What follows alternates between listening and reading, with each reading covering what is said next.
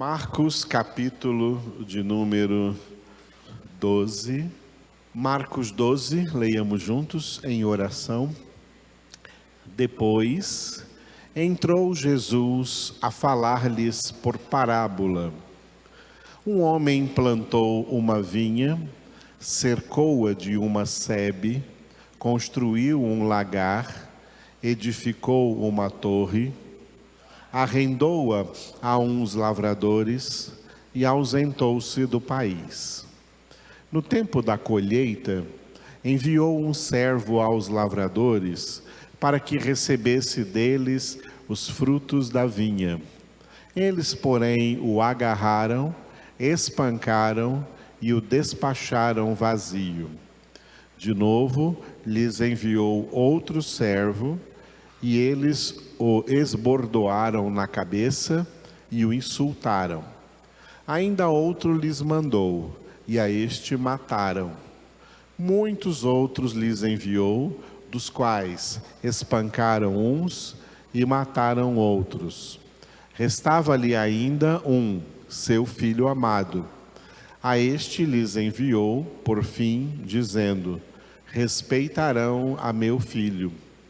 Mas os tais lavradores disseram entre si: este é o herdeiro. Ora, vamos, matemo-lo, e a herança será nossa. E agarrando-o, mataram-no e o atiraram para fora da vinha. Que fará, pois, o dono da vinha? Virá, exterminará aqueles lavradores e passará a vinha a outros. Ainda não lestes esta escritura? A pedra que os construtores rejeitaram, essa veio a ser a principal pedra angular. Isto procede do Senhor e é maravilhoso aos nossos olhos. E procuravam prendê-lo, mas temiam o povo, porque compreenderam que contra eles proferira esta parábola. Então, desistindo, retiraram-se. E enviaram-lhe alguns dos fariseus e dos herodianos para que o apanhassem em alguma palavra.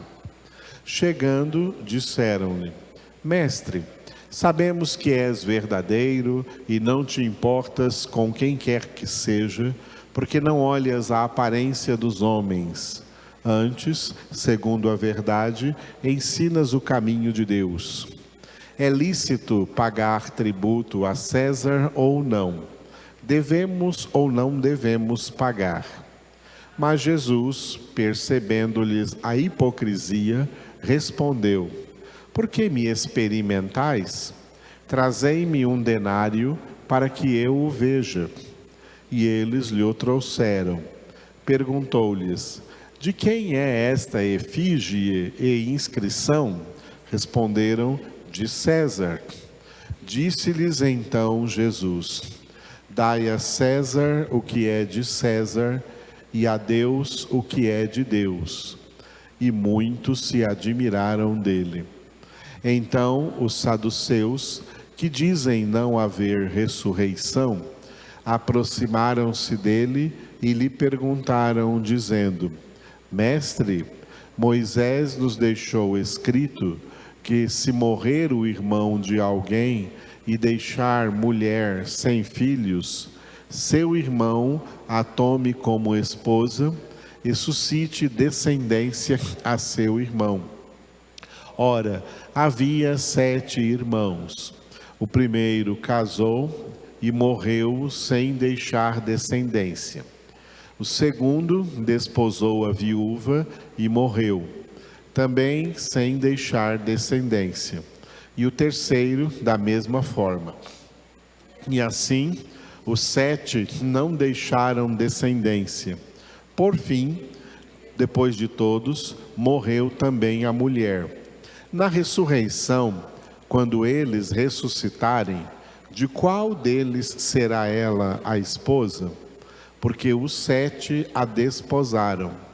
Respondeu-lhe Jesus: não provém o vosso erro de não conhecerdes as Escrituras, nem o poder de Deus? Pois quando ressuscitarem de entre os mortos, nem casarão, nem se darão em casamento, porém são como os anjos nos céus. Quanto à ressurreição dos mortos, não tendes lido no livro de Moisés, no trecho referente à sarça, como Deus lhe falou: eu sou o Deus de Abraão, o Deus de Isaque e o Deus de Jacó? Ora, ele não é Deus de mortos, e sim de vivos. Laborais em grande erro. Chegando um dos escribas, tendo ouvido a discussão entre eles, vendo como Jesus lhes houvera respondido bem, perguntou-lhe: qual é o principal de todos os mandamentos? Respondeu Jesus: o principal é: ouve, ó Israel, o Senhor nosso Deus é o único Senhor. Amarás, pois, o Senhor teu Deus de todo o teu coração, de toda a tua alma, de todo o teu entendimento e de toda a tua força. O segundo é: amarás o teu próximo como a ti mesmo. Não há outro mandamento maior do que estes. Disse-lhe o escriba: muito bem, mestre, e com verdade disseste que ele é o único e não há outro senão ele, e que amar a Deus de todo o coração e de todo o entendimento e de toda a força, e amar ao próximo como a si mesmo, excede a todos os holocaustos e sacrifícios. Vendo Jesus que ele havia respondido sabiamente, declarou-lhe: não estás longe do reino de Deus. E já ninguém mais ousava interrogá-lo. Jesus, ensinando no templo, perguntou: como dizem os escribas que o Cristo é filho de Davi? O próprio Davi falou pelo Espírito Santo: disse o Senhor ao meu Senhor: assenta-te à minha direita, até que eu ponha os teus inimigos debaixo dos teus pés. O mesmo Davi chama-lhe Senhor. Como, pois, é ele seu filho? E a grande multidão o ouvia com prazer.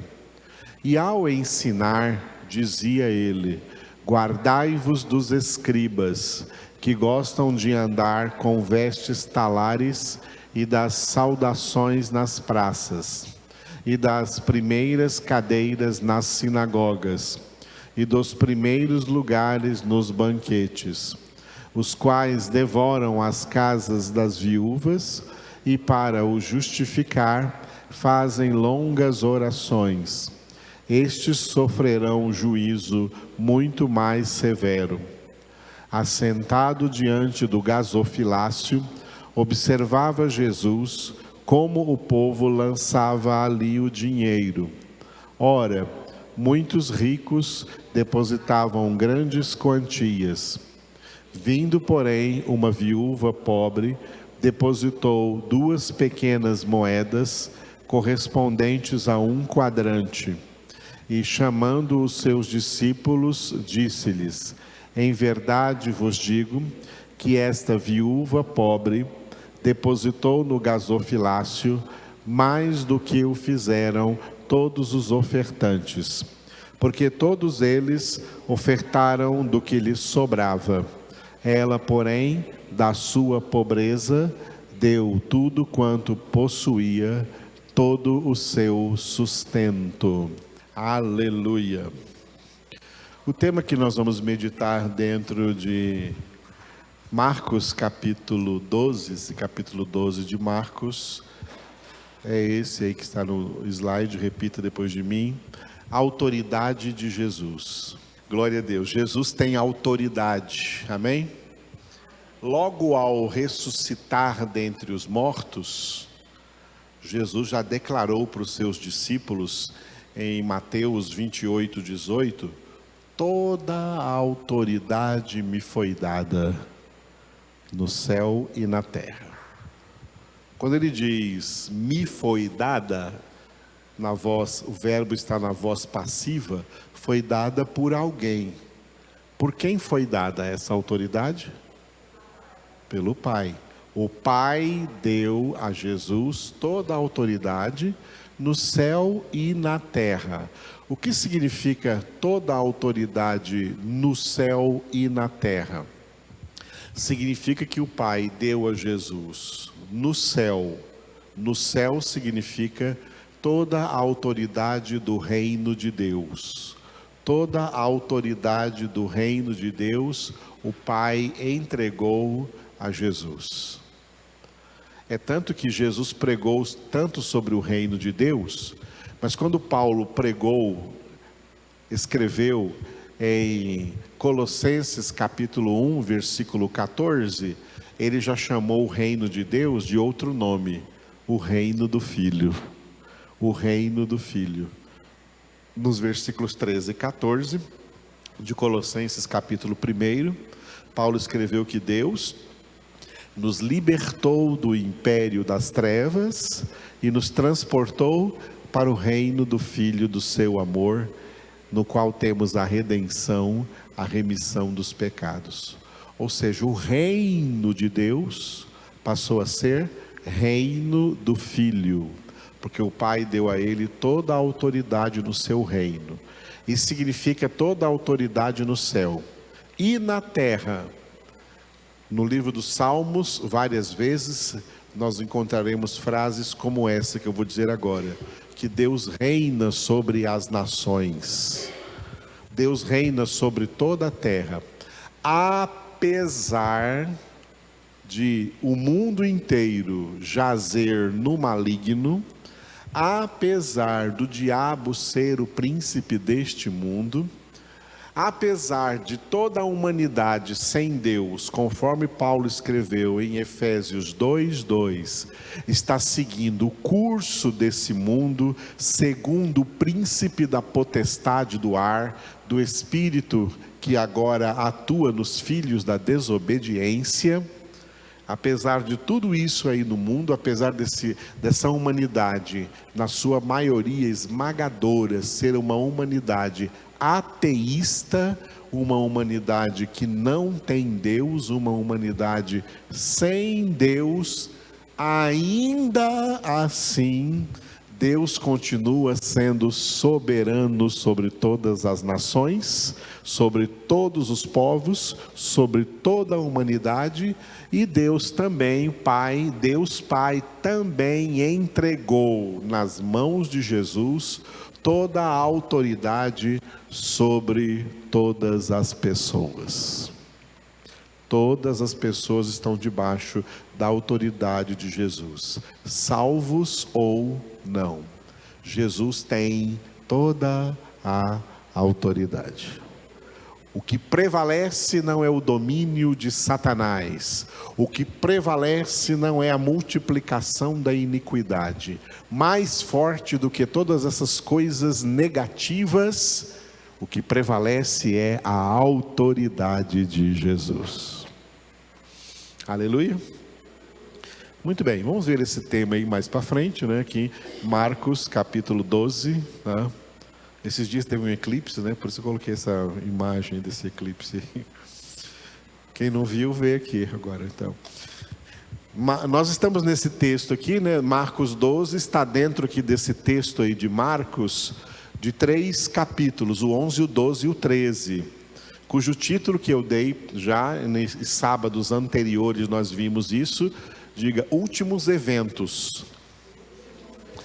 Ou seja, os últimos eventos, as últimas coisas que aconteceu aí com Jesus, quando ele veio pela última vez no seu ministério, pregar o evangelho, especialmente na capital da antiga Judéia, Jerusalém, a principal capital de Israel na época, Jerusalém. Então, os últimos eventos de Jesus aí em Jerusalém, porque em Jerusalém é que estava o centro religioso de Israel.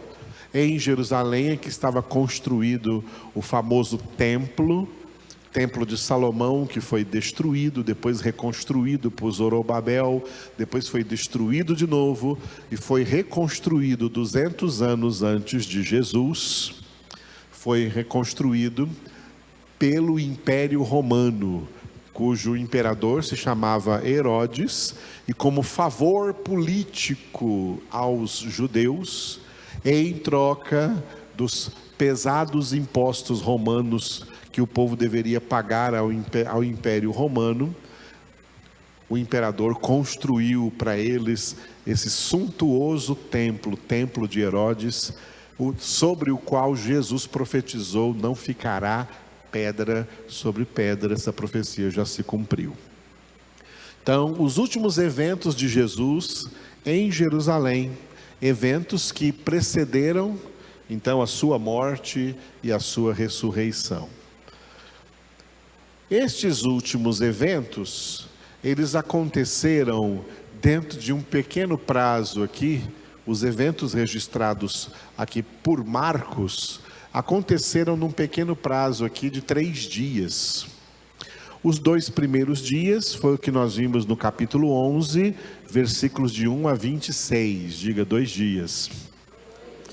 E o terceiro dia, Marcos concentrou aí mais coisas que aconteceram e que Jesus falou aí, pregou aí em Jerusalém, do capítulo 11, versículo 27, até o capítulo 13 completo, até o versículo 37, por isso o título desse texto todo aí diga, terceiro dia. Capítulo 12, que nós lemos hoje, está aí dentro aí dos eventos do terceiro dia, ok? Muito bem, os eventos desse terceiro dia aí têm um desenvolvimento do capítulo 11, versículo 27, até o capítulo 12, que termina no versículo 44, que é o nosso título de hoje, diga, a autoridade de Jesus. E depois tem uma conclusão no capítulo 13, o capítulo 13 será o nosso capítulo, pela graça de Deus, no próximo sábado, cujo título diga, Apocalipse de Marcos. Esse nome é porque Jesus, fala das coisas dos últimos tempos, que vai acontecer nos últimos tempos, como falou também em Mateus capítulo 24, em Marcos aqui no capítulo 13. Então, semana que vem a nossa mensagem aqui no Evangelho segundo Marcos será uma mensagem apocalíptica. Não é só o livro Apocalipse que fala das últimas coisas, outros livros também falam, inclusive os evangelhos, porque Jesus falou sobre as coisas que iam acontecer no fim dos tempos. A humanidade fica por aí tentando adivinhar o que vai acontecer no fim dos tempos. Filhos de Deus não precisam adivinhar do que vai acontecer no fim dos tempos, porque filhos de Deus sabem pela palavra o que vai acontecer no fim dos tempos. Amém? Muito bem, então nós estamos hoje aqui nesse texto que é a autoridade de Jesus, 11, 27 ao 12, 44, que está dividido assim, o restante do capítulo 11, do versículo 27 ao 33, capítulo 11 que foi da semana passada, diga, autoridade questionada. Os religiosos, depois que Jesus, no capítulo 11, fez aquela purificação do templo, expulsando de lá os comerciantes, os mercadejantes, que se aproveitam da palavra de Deus para mercadejar, Jesus os expulsou de lá. Aí os religiosos vieram e questionaram para Jesus, com que autoridade você faz isso? Aí foi a autoridade questionada, Com que autoridade você faz essas coisas?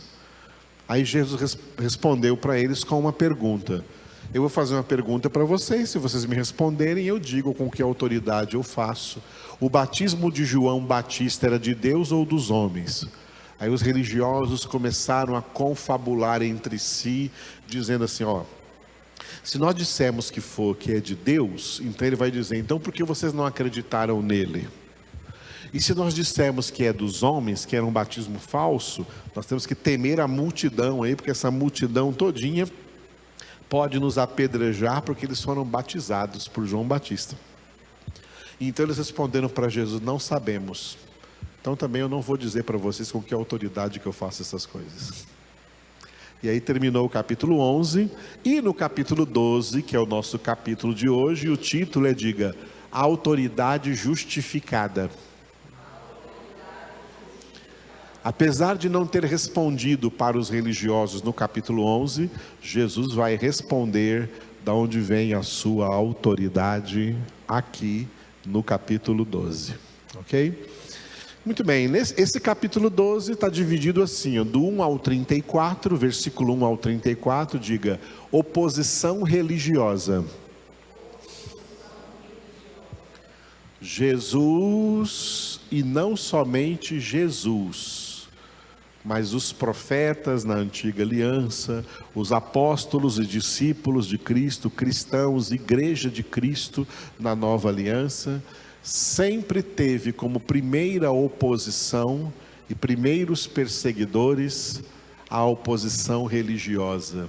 Os religiosos são sempre os primeiros a perseguir o Evangelho de Cristo, a perseguir a palavra de Deus. Por quê? Eu sempre faço questão de afirmar isso para vocês. Religião não é coisa de Deus. Religião é coisa de Satanás. Religião faz parte do trabalho do pai da mentira. E religião é uma das piores mentiras com a qual o diabo escraviza os pecadores. E é a pior das mentiras, porque dá para esses pecadores a sensação de que são de Deus. A religião não purifica os pecados, a religião cauteriza a consciência dos religiosos, para que eles não se sintam pecadores, se sintam como se fossem homens de Deus, e assim são reconhecidos pelo povo religioso. Religião não é de Deus, Jesus não veio trazer religião. O cristianismo genuinamente bíblico nunca foi, não é e jamais será uma religião. Quando o cristianismo é transformado em religião, ele passa a ser um cristianismo falso, porque passa a ser um cristianismo sem Cristo. O cristianismo em Cristo não é religião, é vida, e vida com abundância. Jesus não disse assim, olha, eu vim trazer para vocês uma nova religião. Jesus nunca disse isso. Jesus nunca disse assim, olha, eu sei que no mundo está cheio de religiões, e eu vim trazer para vocês mais uma opção religiosa. Não. Eu vim trazer vida, eu vim para que tenham vida e a tenham com abundância. Religião é morta, Jesus é vida. Religião é morta, Jesus é vida. Religiosos são pessoas mortas, verdadeiros cristãos são pessoas vivas, ressuscitadas em Cristo Jesus para a vida eterna. Por isso Paulo disse em Colossenses 3:1, se já fostes ressuscitados juntamente com Cristo, buscai as coisas lá do alto. Isso não é a religião. Na Bíblia não existe a palavra religião. Existe como erro de tradução, mas nos textos originais, a palavra religião não existe na Bíblia Sagrada. A palavra religião é uma palavra que não é de Deus, é uma palavra secular, é uma palavra mundana. antropocêntrica, uma palavra de homens e do diabo. Não é palavra de Deus, não é bíblica, não é espiritual e não é teocêntrica e não é cristocêntrica. A palavra teocêntrica é vida. Eu sou o caminho, a verdade e a vida. Ninguém vem ao Pai senão por mim. Eu sou a ressurreição e a vida. Quem crê em mim, ainda que esteja morto, viverá. E todo aquele que vive e crê em mim, jamais morrerá para sempre. Eu sou o pão da vida. Eu sou o pão vivo descido do céu. As palavras que eu vos tenho dito são espírito e vida. Eu sou a luz do mundo. Quem me segue não andará nas trevas, mas terá a luz da vida. Eu vim para que tenham vida e a tenham com abundância. Vida, essa vida é tudo que é contrário de religião, de religiosidade. A religião é um elemento, como tantos outros no mundo, contra Cristo. É um elemento anticristo, tá? Um elemento anticristo, e é um dos elementos que vai ser unido num evento aí que está sendo preparado aí pelos religiosos no mundo, chamado de ecumenismo, para fortalecer o domínio do anticristo nos anos da grande tribulação. Esse anticristo aí é a segunda besta. A primeira besta do Apocalipse é o anticristo. O ecumenismo, a reunião das religiões para apoiar o anticristo, é a segunda besta, que é chamado também de falso profeta. Religião não é de Deus. Se você é de Deus, comece a dizer para as pessoas: eu não tenho nenhuma religião, eu tenho Jesus. Eu tenho Jesus. Em nenhuma religião há salvação. A salvação não está em religião e nem está em instituição religiosa. A salvação está numa pessoa, Jesus Cristo, o Filho do Deus vivo, que está aqui agora conosco nessa reunião. Conforme Ele prometeu, onde 2 ou 3 estiverem reunidos em meu nome, eu estou aí no meio deles. Jesus é o Senhor, Jesus é o Salvador, Jesus é o Filho de Deus. Lance isso na cara de Satanás: Jesus Cristo é o Senhor. Todo joelho se dobrará no céu, na terra e debaixo da terra, e toda língua confessará para a glória de Deus Pai que Jesus Cristo é o Senhor. É Ele que é o Salvador. Isso é ser cristãos. Cristãos. Talvez vocês não saibam, né, porque nunca estudaram isso que eu vou falar agora, mas uma das razões pelas quais no século II o Império Romano se levantou com toda a força, século II, porque eles esperaram morrer todos os primeiros apóstolos e os primeiros discípulos que viram Jesus cara a cara. A segunda leva de cristãos no segundo século, que eram como nós, crentes em Jesus, sem tê-lo visto aqui na terra. O Império Romano decidiu exterminar o cristianismo na terra por várias razões. E sabe qual é uma das razões? Porque eles não eram religiosos. Os cristãos não eram religiosos. Os cristãos eram espirituais. Eles não eram religiosos. Para ser um cidadão romano, para ter o green card deles lá, ser o cidadão romano, tinha várias exigências. Uma delas é que tinha que ser religioso, tinha que ter uma religião, tinha que fazer parte de uma instituição religiosa. E os cristãos não faziam parte de nenhuma instituição religiosa, porque eles fazem parte do corpo de Cristo. Por não terem religião, eles eram chamados pelos romanos de irreligiosos. E era uma razão para exterminá-los. Vamos exterminar essas pessoas porque elas não têm religião. Que coisa, não? Muito bem. A primeira oposição contra Cristo, contra a palavra de Deus, ela é religiosa. A religiosidade acaba com o evangelho.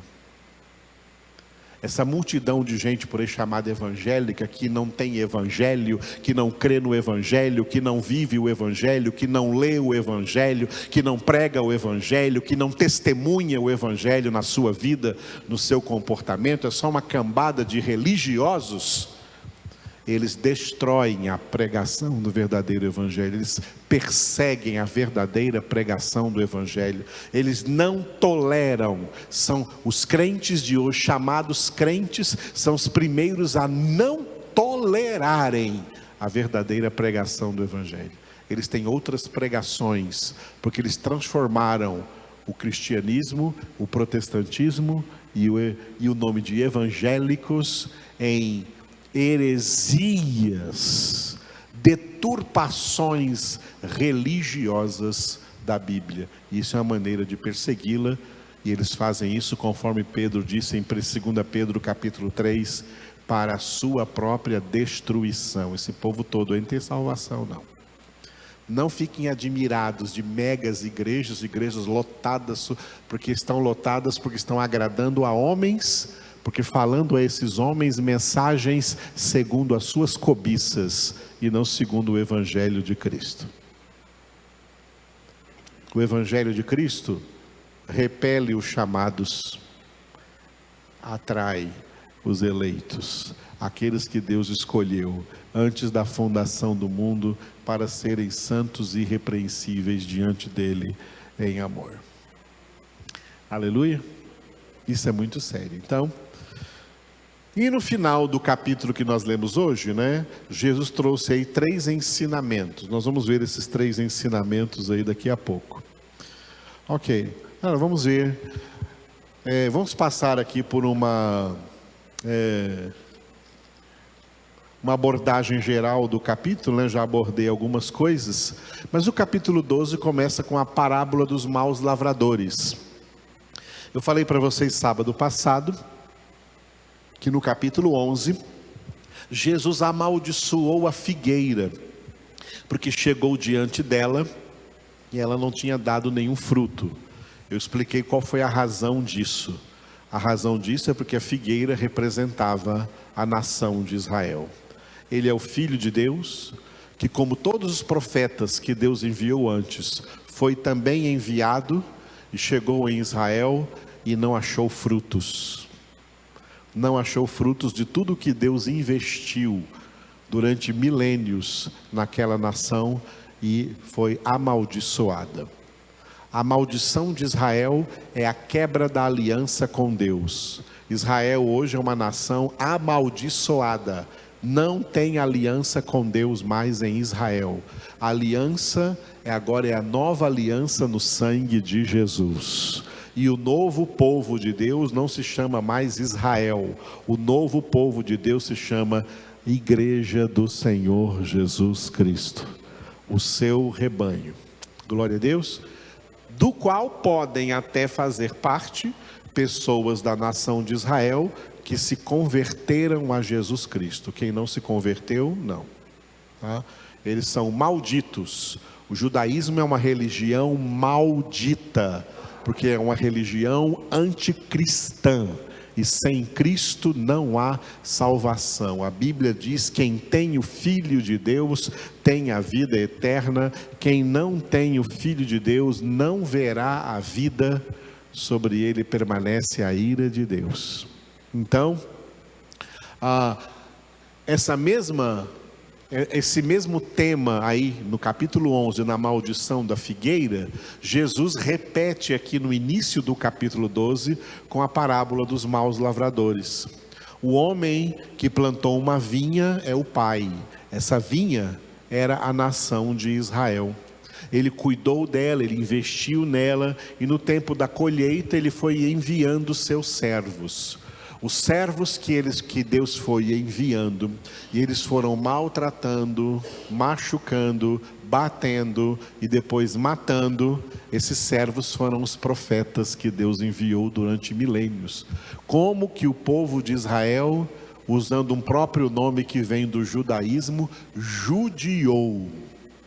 Judiar vem daquilo que os judeus fizeram com Jesus. Daí veio o verbo judiar, e daí veio o substantivo judiação. Judiaram dos profetas, e quando Deus então enviou o seu filho, judiaram do seu filho e o mataram e expulsaram. Por isso a crucificação era fora das portas da cidade. O Monte Calvário fica fora dos muros de Jerusalém, porque a crucificação envolvia um elemento que era a destituição da cidadania. Por isso que o crucificado deveria passar pelas ruas da cidade, levando a sua cruz para fora da cidade, e todo o povo era convidado a vir às margens, nas calçadas ali, para ver passar e para xingar, para dizer blasfêmias, palavrões, cuspir, atirar pedra e falar: fora daqui, você não é mais bem-vindo aqui, você está perdendo essa cidadania, você não é mais cidadão de Israel. Jesus perdeu a sua cidadania, tá? Jesus perdeu a sua cidadania. Jesus perdeu a cidadania em Israel, porque todo crucificado perdia essa cidadania. Hoje, líderes religiosos ganham cidadania. Líderes religiosos são o contrário de Jesus. Eles são chamados na Câmara de Vereadores, são chamados no Palácio do Governo Estadual, são chamados no Congresso Nacional para ganhar medalhas de honra ao mérito. Quantos pastores importantes e poderosos vão ganhar medalhas, ser reconhecidos como bons cidadãos?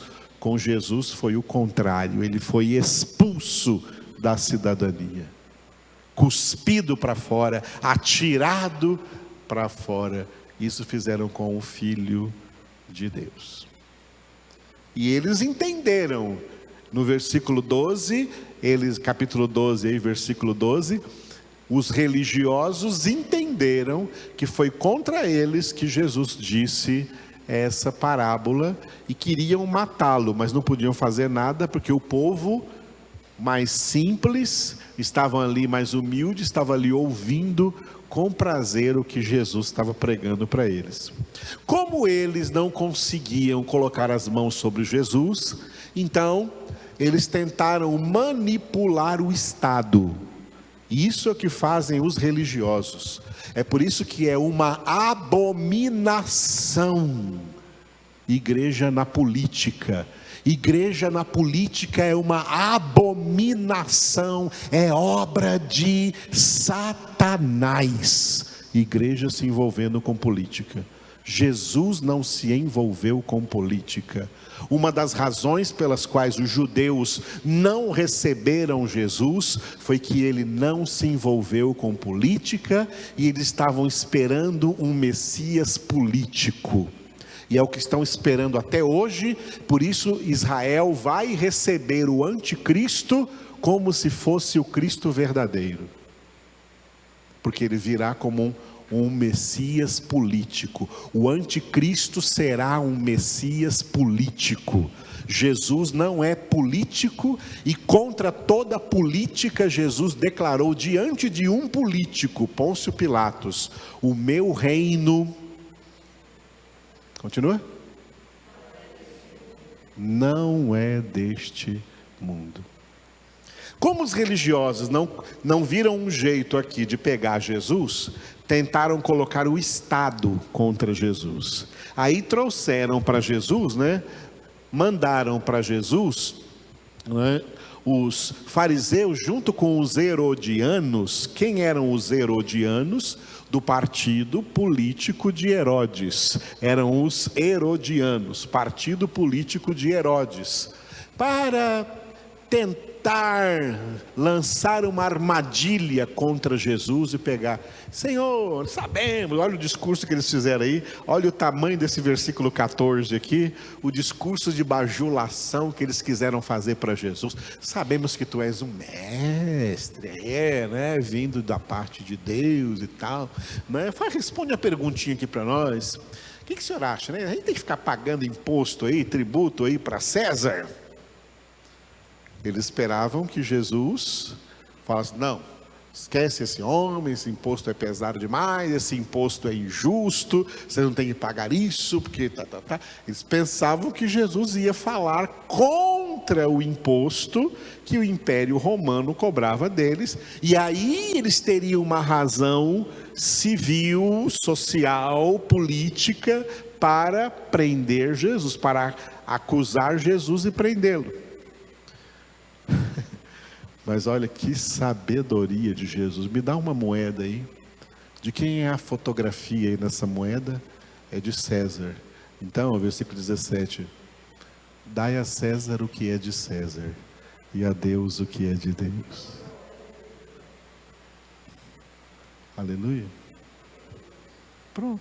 Eles não tiveram o que falar, e a multidão, e todos, até os que vieram perguntar, diz no final do versículo 17, muitos se admiraram dele. Muitos se admiraram dele. Dá a César o que é de César, e a Deus o que é de Deus. Cuidado, hein? O que fizeram aí nas políticas passadas aqui no Brasil é dar a César o que é de Deus. Dá a César o que é de Deus. Igrejas deram púlpitos para políticos fazerem propaganda. Igrejas quiseram impor aos membros de votar em algum fulano, como se fosse: quem é de Deus vota nessa pessoa. Isso é mentira de Satanás, o pai da mentira. Não dê a César o que é de Deus. E quem deu a César o que é de Deus vai pagar contas diante de Deus por isso. Dai a Deus o que é de Deus. Na sociedade civil, pague os seus impostos, não seja um sonegador. Mas na sua vida espiritual, dê a Deus o que é de Deus. Consagre a Ele a sua vida. Muito bem, aí vieram os saduceus, né? Você viu que essa coisa de perseguição aí, primeiro, foi com os fariseus. Fariseus e herodianos vieram tentar pegar Jesus numa pegadinha aí. E aí depois vieram os saduceus, porque os judeus eram divididos. Toda religiosidade, é mais uma razão porque a religião não é de Deus, porque religião é reino dividido. Por que a igreja não entra em política? Porque política é reino dividido. Os partidos representam uma divisão. Filipenses 2 está escrito para os cristãos: não haja partidos entre vós. Não haja partidos entre vós. Paulo escreveu a primeira carta aos Coríntios, repreendendo-os porque eles começaram a fazer lá partidos. Um grupinho dizendo: eu sou de Paulo, outro grupinho dizendo: eu sou de Apolo, outro grupinho dizendo: eu sou de Cefas. E um grupinho que não sabia qual desses três partidos escolher: não, eu sou de Cristo só, tá bom.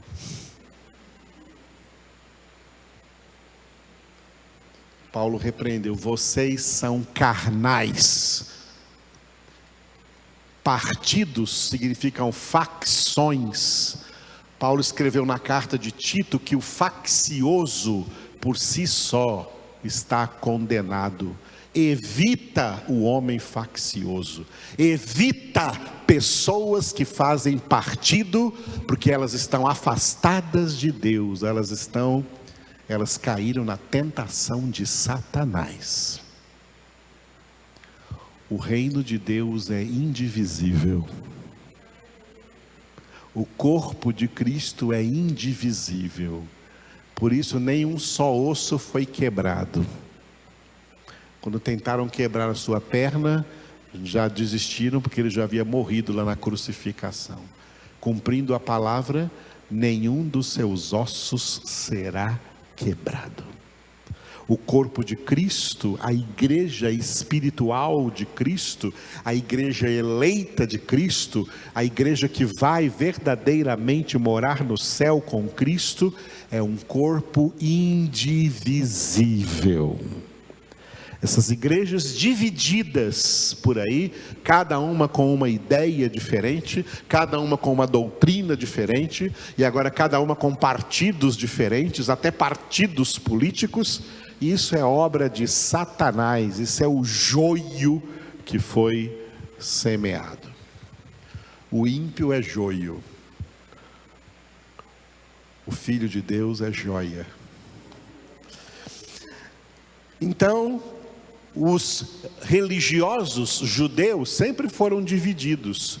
E uma das mais fortes divisões que havia entre eles é uma divisão citada aqui nos evangelhos. Tinha o grupo dos fariseus e tinha o grupo dos saduceus. Os fariseus tinham as suas próprias ideias contrárias às ideias dos saduceus, e os saduceus tinham as suas próprias ideias religiosas contrárias às ideias dos fariseus. Depois que os fariseus tentaram aqui, tentaram pegar Jesus em alguma palavra, aí vieram os saduceus também com essa historinha aqui, tirada de um livro apócrifo, essa historinha aqui de uma mulher que casou com 7 irmãos e foram morrendo. Que mulher, hein? Venenosa, hein? Foram morrendo os 7, morreu o primeiro e foi morrendo até o 7º, e depois por último morreu também a mulher. Isso é uma história que está num livro apócrifo que existe nas Bíblias católicas, chamado livro de Tobias, que foi acrescentado na Igreja Católica, não é palavra de Deus. Eles usaram essa história que eles conheciam para perguntar, para questionar Jesus, para questionar Jesus sobre a antiga lei do levirato. A lei do levirato, não tem nada a ver com levitas, tá? É a lei do levirato, era a lei na antiga aliança que se a esposa de alguém não tem filhos e esse alguém, esse homem morre, o irmão solteiro dele, mais velho, deve então casar-se com a mulher, a esposa dele, para dar filhos a esse irmão. Era a lei do levirato.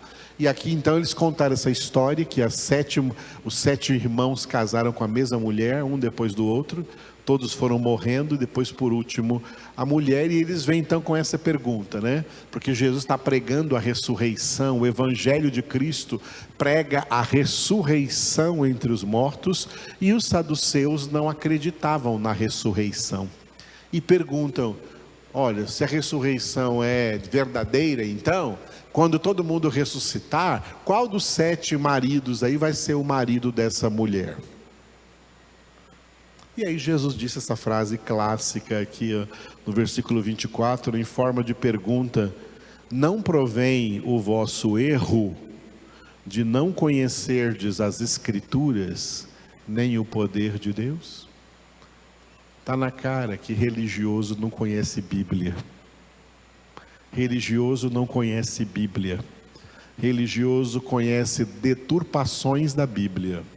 Não conhecem Bíblia. Por isso Jesus falou assim, no versículo 27, final do versículo 27, laborais em grande erro. Vocês trabalham com doutrinas erradas. Vocês trabalham na religião de vocês com ideias erradas, com escritura deturpada, com deturpações da escritura. Na ressurreição ninguém vai se casar, todos serão como os anjos no céu. Como os anjos no céu. Esse é um texto para nós entendermos também, tá? Algo que inventaram por aí, tem uma heresia correndo por aí, que pega lá de Gênesis capítulo 6, quando diz que os filhos de Deus se casaram com as filhas dos homens, e aí nasceram os gigantes naquela época. E aí tem uma doutrina aí pregando que esses filhos de Deus eram anjos, anjos que se casaram com mulheres. Anjos são seres assexuados. Anjos são seres desprovidos de gênero, masculino ou feminino. Não tem o anjo e a anja que se casaram e tiveram anjinhos. Isso não existe. Anjos não procriam nem dentro da própria raça. Os anjos não se multiplicam. O número de anjos que Deus criou é o número que existe. Esse número não aumenta. Anjos não procriam nem dentro da própria raça angelical e muito menos com outra raça, que é a raça humana, né, engravidando mulheres. Anjos não engravidam mulheres. E anjos também não são chamados de filhos de Deus. Anjos não são filhos de Deus. Hebreus capítulo 1, versículo 5, está escrito isso em forma de pergunta. A qual dos anjos disse Deus alguma vez, tu és meu filho? Resposta? A nenhum. Anjos não são filhos, anjos são criaturas. Criaturas espirituais, não filhos. A filiação divina na Bíblia, ela é restrita a Jesus Cristo, que é o Filho de Deus, e aos salvos pela fé em Cristo Jesus. João 1, 12, 13, os que receberam Jesus, deu-lhes o direito de serem feitos filhos de Deus.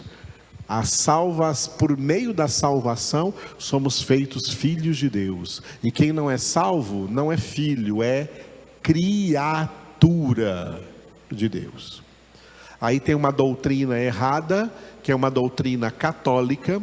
A teologia católica ensina para os católicos que todo mundo é filho de Deus. Isso é mentira.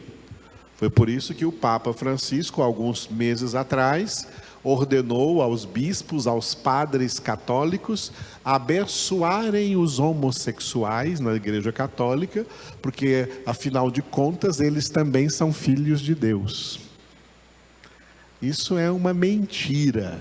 Filho de Deus só é feito filho de Deus por meio da legítima e genuína conversão a Jesus Cristo. Muito bem, continuando lá no Gênesis 6, filhos de Deus que chamam de anjos, não são anjos. Filhos de Deus ali são os descendentes de Sete, filho de Adão e Eva, que Deus deu para substituir a Abel que Caim matou. E as filhas dos homens são as descendentes de Caim. Descendentes de Caim. O que aconteceu em Gênesis 6 foi julgo desigual. Homens de Deus se casando com mulheres que não são de Deus. É desobediência à palavra de Deus que alguém de Deus se case com quem não é de Deus. Desobedeceu e tem consequências sérias. Por isso que ali Deus ficou chateado foi com os homens e não com anjos. A vida do homem não vai ficar mais do que 120 anos, porque esse homem é carnal. Meu espírito não permanecerá no homem. Não falou de anjos ali, falou de homens. Essa mesma expressão filhos de Deus, e que os hereges por aí falam que são anjos, aparece no livro de Jó. Quando os filhos de Deus vieram se reunir, veio também Satanás no meio deles.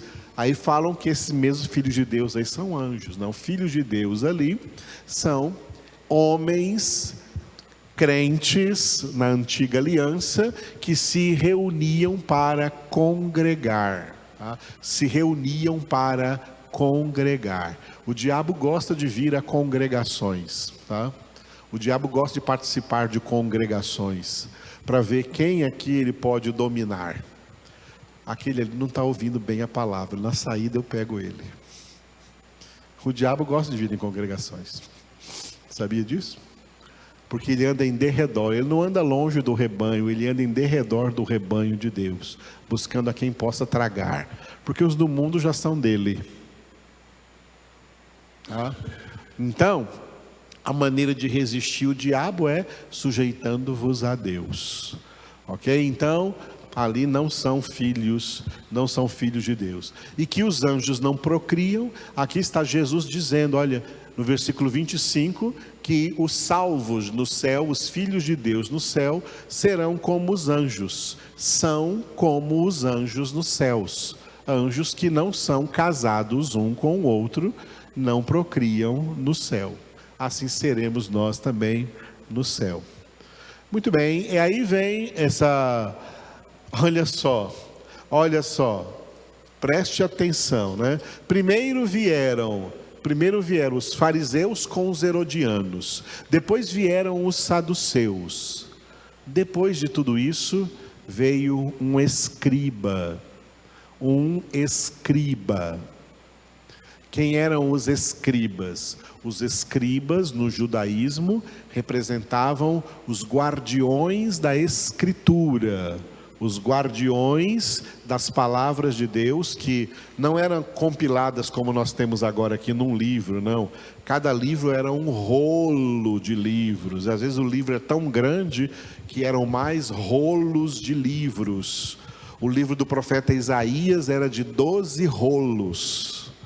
Não era um rolo único do profeta Isaías, eram 12 rolos distribuídos aí nos 66 capítulos de Isaías. Os escribas cuidavam dessa biblioteca sagrada, dos rolos do livro. E os escribas transcreviam a palavra de Deus, quando pela intempérie, pela passagem do tempo, aqueles rolos iam se deteriorando. Para não perder as escrituras, eles cunhavam novos rolos, e os escribas, por isso eles chamavam escribas, eles escreviam de novo ali, literalmente, para ter um novo rolo ali, no lugar daquele que estava se apodrecendo com o tempo. Isso é o que os escribas faziam, tá? E eles então, que conhecem muito bem a palavra, porque eles escrevem a palavra, eles escreviam a palavra, os livros do Antigo Testamento, ele vem então fazer esse questionamento para Jesus: qual o principal mandamento? E aí Jesus toma ali, né, do Antigo Testamento, né, o amor a Deus e o amor ao próximo.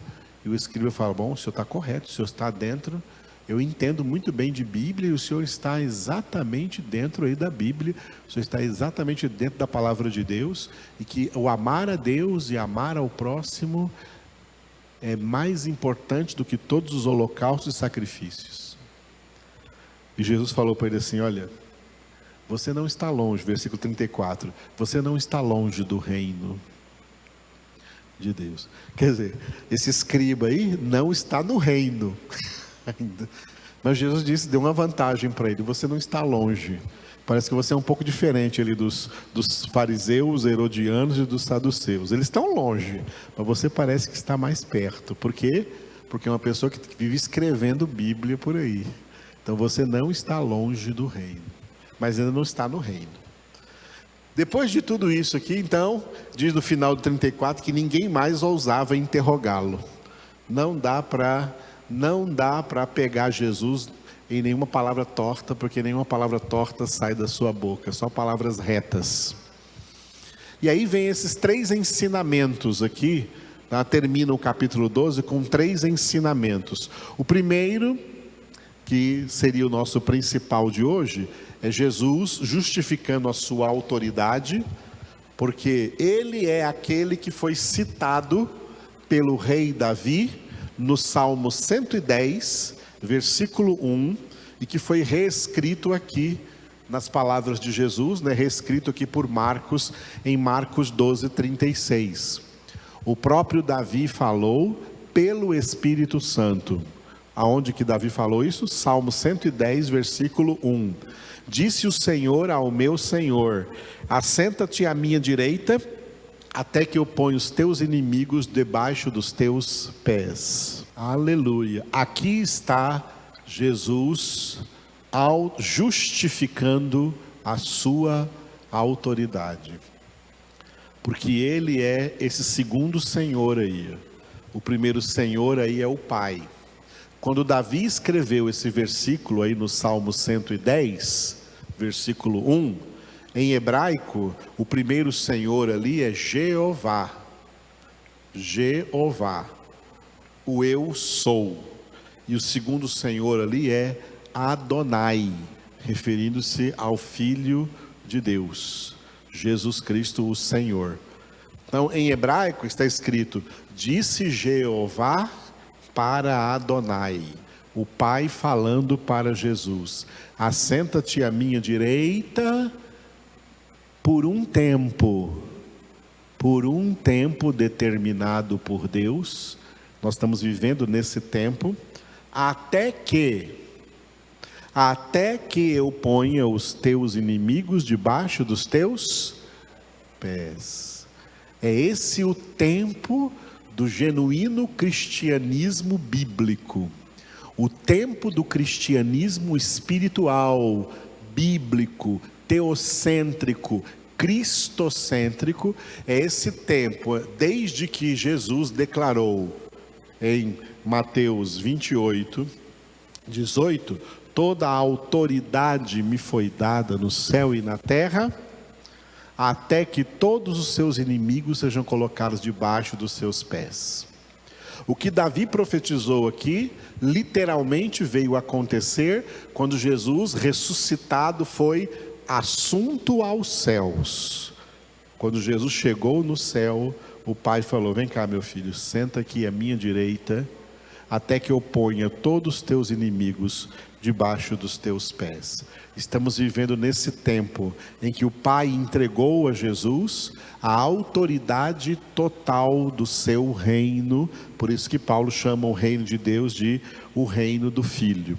E aí Paulo também, sob a inspiração do Espírito Santo, escreveu 1 Coríntios 15, 24 e 25. E então virá o fim, quando ele, Jesus, entregar o reino ao Deus e Pai, quando houver destruído todo principado, bem como toda potestade e poder, porque convém que ele reine, até que haja posto todos os inimigos debaixo dos pés. O que significa isso? O Pai deu a Jesus toda a autoridade do seu reino, até que todos os inimigos sejam colocados debaixo dos seus pés. Quando esse tempo acabar, esse tempo aqui vai acabar, quando tudo passar aqui na terra, quando a história aqui na terra acabar, depois do reino milenar de Cristo, grande tribulação, 7 anos, 1000 anos do reino milenar de Cristo, acabou, não haverá mais céu e terra, o universo vai passar, tudo isso vai acabar, tá? Só vai haver duas realidades: a realidade de salvação na Nova Jerusalém e a realidade de condenação no lago de fogo e de enxofre. A primeira coisa que vai acontecer é que Jesus vai devolver a autoridade que o Pai deu a ele, Jesus vai devolver ao Pai. Então virá o fim quando ele entregar o reino ao Deus e Pai. Depois que todo principado e toda potestade e poder desse mundo terá sido destruído. Isso vai acontecer em breve. Aleluia. É para isso que nós estamos nos preparando. É por isso que o mundo está aí do jeito que está. Por isso que a humanidade está do jeito que está. Por isso Satanás e os demônios estão desesperados, porque eles sabem que seus dias estão contados. Mas para nós o Senhor disse: não temais, pequenino rebanho, porque foi do agrado do Pai dar-vos o reino. E quem reina sobre nós é Jesus. Quando Jesus disse buscar em primeiro lugar o reino de Deus, toma consciência de que você não pode mais reinar sobre a sua vida. Você foi salvo para não mais reinar sobre a sua vida. Quem reina sobre a sua vida é Jesus. É dele toda a autoridade sobre a nossa vida.